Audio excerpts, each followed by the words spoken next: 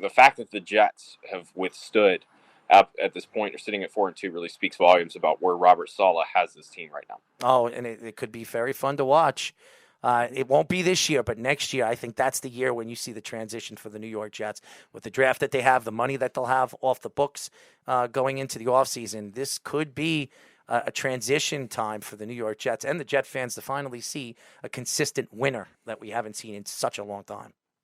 Oh, yeah. Agreed, 100%. You were mentioning the Ravens, too. The Ravens should be 6-0 right now. They blew 3 double-digit leads already so far this season. And I'm a Giants fan. I remember in 2015, the Giants blew 5 leads under 2 minutes to go in the fourth quarter that year. I never would have thought I would have seen anything that bad, but what the Ravens are on right now, they were up by 28 against Miami. They were up by 10 against the Giants with 6 minutes to go, and they were up against the Bills 20-3. Like, they blew all those games somehow. I mean, that's just insane. Yeah, it's a lot of it too has been the secondary. The secondary's been the weakness of this team, which, when we talk about the Baltimore Ravens, that's not something that we expect to typically see, right? Is the Ravens secondary being bad. That's usually the strength. When we think traditionally of the Ravens, you think Ed Reed, we think, there's been guys that have come through that secondary over and over again. They've been really good the last few years.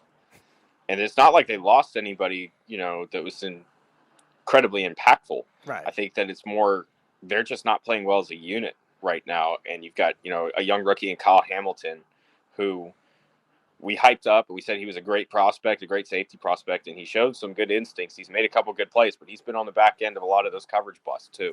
And a lot of it has to do with his lack of speed, which, it's why we worry about the 40-yard dash sometimes, especially at your pro day.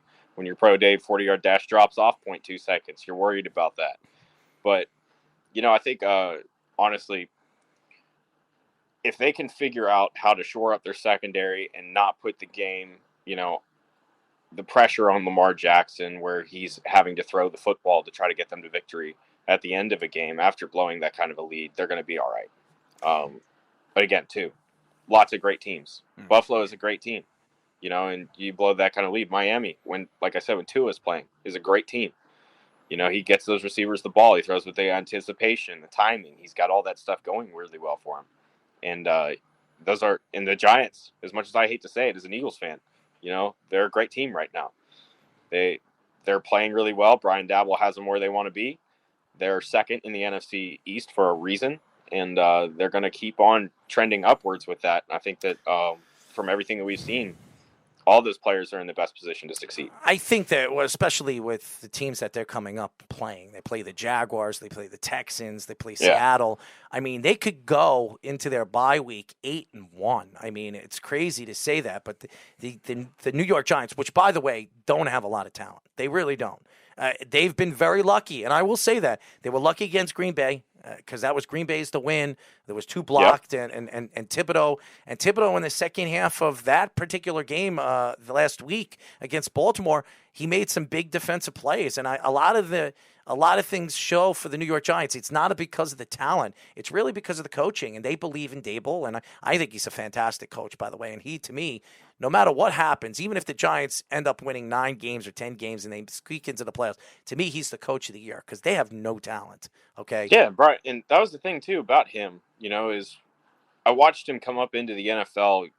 Obviously he's been with the Patriots for a long time as their tight ends coach, and he ends up in Alabama. Coaching with Nick Saban. I think he replaced Lane Kiffin as the offensive coordinator, if memory serves correctly. So he was there for a year. And this team, they went and they won a national championship with a quarterback change at halftime, if you remember that game. Jalen Hurts was the starter. They went in they went down 10 or something. And Tua Tagovailoa came out as the starter and won the game. Daboll was the offensive coordinator that year.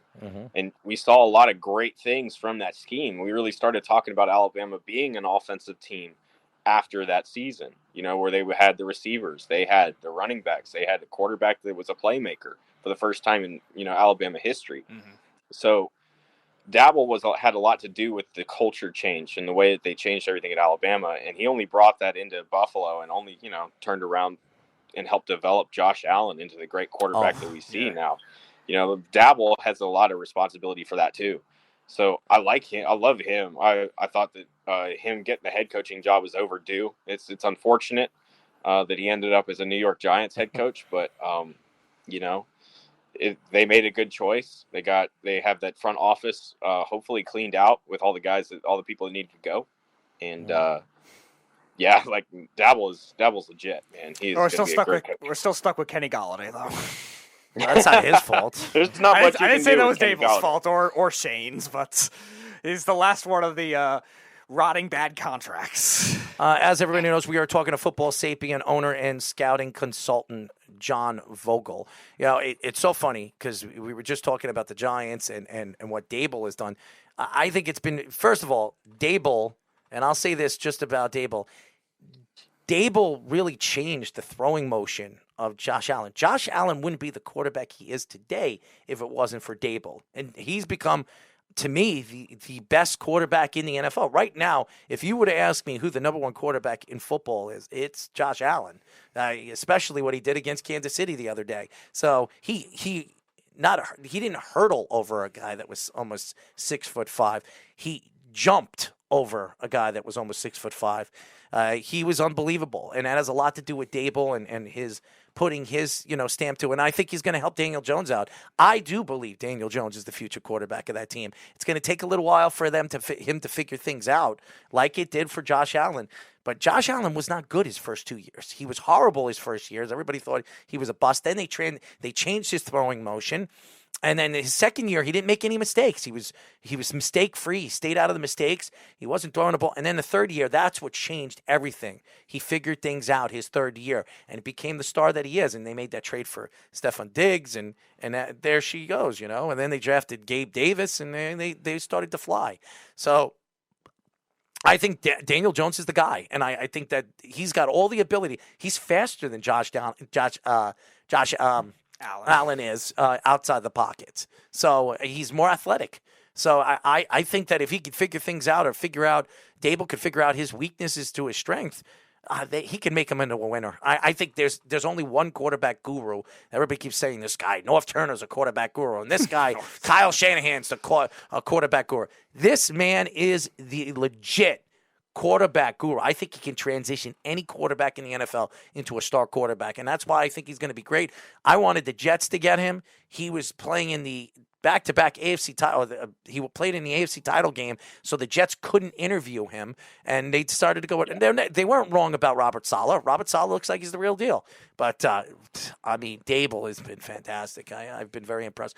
But I want to get into what you've seen so far. And I know you scout rookies in college football. Is there a particular rookie that really stands out right now? Obviously, Stroud has been fantastic. He's been the best quarterback in college football. There's no question that he is. He's right now the predominant Heisman Trophy winner.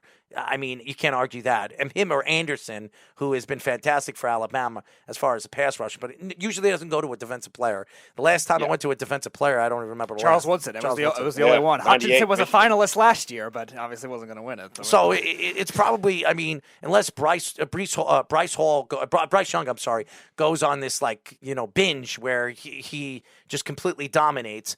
I think it's Stroud. He's going to win, and he's probably going to be the number one pick the way it's going. But what are your thoughts? Is there a particular player or certain players that really stood out or are standing out right now in college football? Yeah, I can't talk enough about how special Will Levis at Kentucky has been this year. And really, it started last year. They had Liam Cohen as the offensive coordinator. He just recently, this past offseason, went back to the Los Angeles Rams, where he came from, to take that offensive coordinator job. But Will Levis was not a guy who was a passer when he came to Kentucky. This is a guy that he played at Penn State. He was sort of a running quarterback. He came in relief of Sean Clifford during the COVID season and kind of looked all right. But he came to Kentucky, and he's really shown out as a passer. And you want to talk about a Josh Allen type of guy that could potentially really rise in this class, that's Will Levis. He's got the physical tools. He's big. He's not as big as Allen is, but in terms of girth, he's about the same. So very similar build, but great arm, very athletic, has all the intangibles that you want to see, wild personality. This guy has Instagram videos where he's posted eating a banana without taking the peel off first and putting mayonnaise in his coffee. That was gross. Oh, God. Straight up savage, like wild man, caveman type stuff. But he's the real deal. He's looked great. And then on the defensive side, I think that enough can't be said about Army's Andre Carter II, who is an edge rusher himself, very similar to Will Anderson, and honestly is arguably the best Army prospect that's ever come out. And I think there's no question he'll get his waiver to go play professional sports, and he'll be probably in the Army Reserve or whatever. And very special guy in terms of tools. Senior Bowl loves him. He's going to go places too. So what about your team's quarterback, Hendon Hooker, who I was not personally a big fan of. A lot of people were last year as a potential 2023 guy, but I think he's improved a lot this year. So how high do you think his stock could rise with the season they have this year, especially if Tennessee doesn't end up making the playoff? Yeah, if Tennessee ends up making the playoff, I think that's when we really get to see exactly who Hendon Hooker is, because we'll see it against Georgia I guess not this week, but the week after as well. Yeah. When they go on the road and they'll play Georgia, in Athens. That's a big game. And so if you are a guy that wants to look and evaluate Hendon Hooker, that's one of those games that you're going to go ahead and circle. But I think honestly his potential is it's about where Jacoby Brissett is in terms of a quarterback. He's going to be 25 next year, which is a good bit older than a lot of these quarterbacks that are coming out in this class. And so I think that's going to hurt him a little bit too. But he's got a really good arm.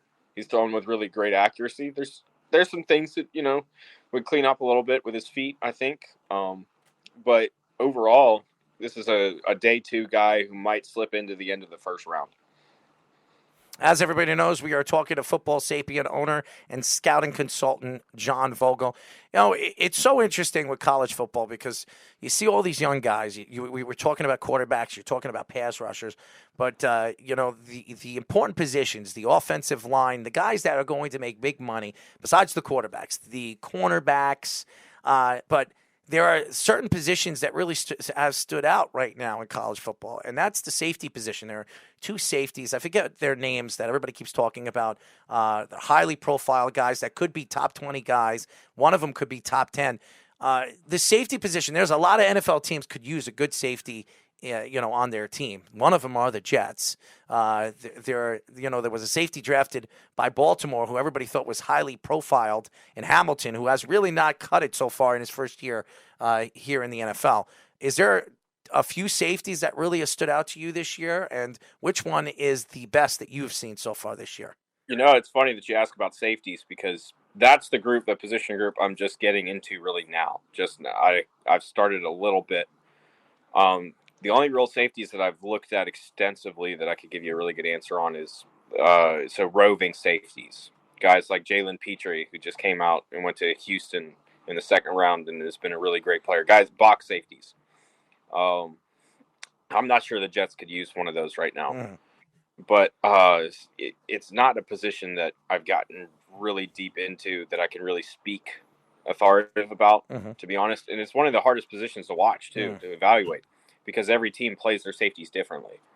So I would say that's probably going to be something that I'll have to come back and tell you because I'm not going to sit here and try to lie to us, bullshit my way through it. Yeah. So-and-so at Alabama looks great, because that's the thing is, every week different things change. There's a guy, Daniel Helms or DeMarco Helms at Alabama, number 2. He's been, a stud safety most of his career and looked like he was probably going to be a day 2 guy, and he was torched all day by Tennessee. He gave up 4 touchdowns to Jalen Hyatt by himself. We had 5 in the game. It's just every time Hyatt's running down the field on a big play, there's Helms in the dirt trying to, dive at him.